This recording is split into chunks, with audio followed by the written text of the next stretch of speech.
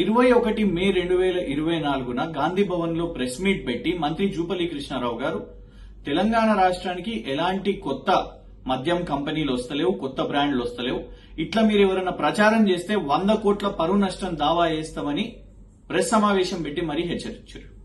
ఆ తర్వాత 27 మేన బీఆర్ఎస్ ప్రధాన కార్యాలయం నుంచి తెలంగాణ భవన్ లో ప్రెస్ సమావేశం పెట్టి సోమ్ డిస్టిలరీస్ అనే ఒక సంస్థ వాళ్లకు ఎట్లా తెలంగాణ కాంగ్రెస్ ప్రభుత్వం అనుమతులు ఇచ్చిందని సాక్ష్యాధారాలతోని బయట పెట్టడం జరిగింది.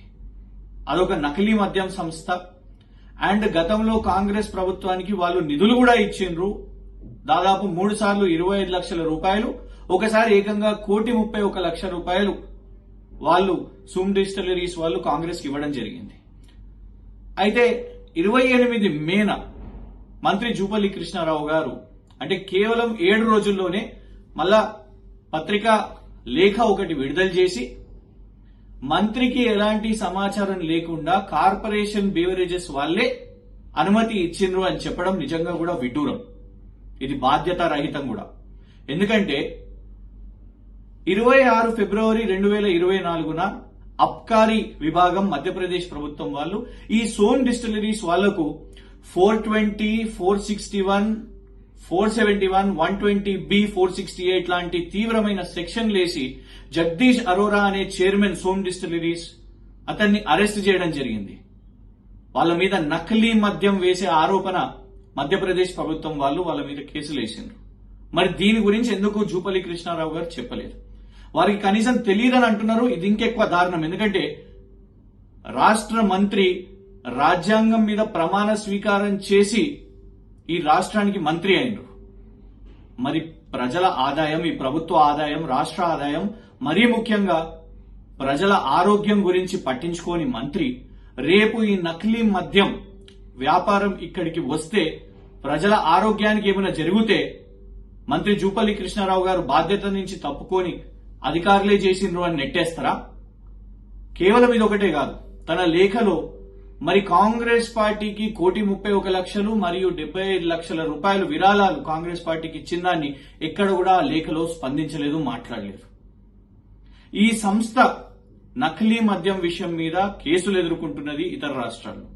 అట్లాంటి సంస్థను కాంగ్రెస్ ప్రభుత్వం తెలంగాణ రాష్ట్రానికి తీసుకొని రావాల్సిన తరుణంలో మరి బీఆర్ఎస్ ఎత్తినప్పుడు దీని గురించి ఎక్కడ కూడా మంత్రి జూపల్లి కృష్ణారావు గారు మాట్లాడలేదు. కేవలం 7 రోజుల్లోనే ఫస్ట్ ఏమో అసలు ఆ వ్యాపారాలు ఇక్కడికి వస్తలేవు, ఏమీ లేదు అని చెప్పిన వ్యక్తి ఆ తర్వాత తన లేఖలో ఈ సోమ్ డిస్టిలరీస్ అనే సంస్థకు మంత్రి జూపల్లి కృష్ణారావు వకాల్తా పుచ్చుకొని ఇది చాలా గొప్ప సంస్థ, దేశంలో ఎన్నో చోట్లు చేస్తుంది అని దాని గురించి మాట్లాడుతున్నారు. అస్సలు తెలియదని చెప్పి ఇప్పుడేమో ఆ కంపెనీ గురించి చాలా గొప్పలు మాట్లాడుతున్నారు. అంటే కాంగ్రెస్ మంత్రికి కమిషన్ దక్కిందా, అందిందా? మేము బీఆర్ఎస్ తరఫు నుంచి సిట్టింగ్ జడ్జితోని న్యాయ విచారణ చేపట్టాలి. మరి ఎట్లా ఒక నకిలీ మద్యం సంస్థ ఇక్కడికి వచ్చి వ్యాపారాన్ని చేయబోతున్నది అని. అయితే మంత్రి జూపల్లి కృష్ణారావు గారి ప్రమేయం ఇందులోనే ఉన్నది కాబట్టి ఆయన మంత్రిగా కొనసాగితే రాజకీయ ఒత్తిడి పెట్టగలుగుతారు. కాబట్టి నిష్పాక్షికంగా విచారణ జరగాలంటే జూపల్లి కృష్ణారావు గారు తప్పుకోవాలి. సీఎం రేవంత్ గారు వారిని మంత్రి పదవి నుంచి తొలగించాలి.